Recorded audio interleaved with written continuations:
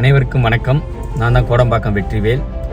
ஒவ்வொரு ஆண்டும் மழைக்காலங்களில் மழை பெய்யும் போதெல்லாம் மக்கள் பயந்துக்கிட்டே இருப்போம்.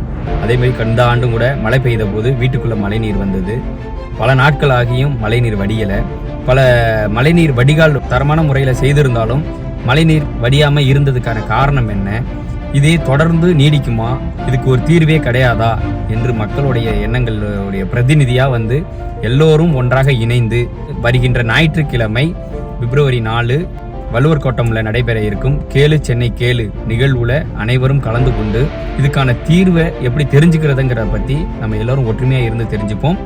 நமது அவேர்னஸ் இந்தியா மூவ்மெண்ட் அமைப்பின் சார்பாக கோடம்பாக்கத்தில் இருக்கக்கூடிய உறுப்பினர்கள் மற்றும் நமது அமைப்பின் உறுப்பினர்கள் அனைவரும் ஒன்றாக இணைந்து இந்த நிகழ்வில் கலந்துக்கிறோம்.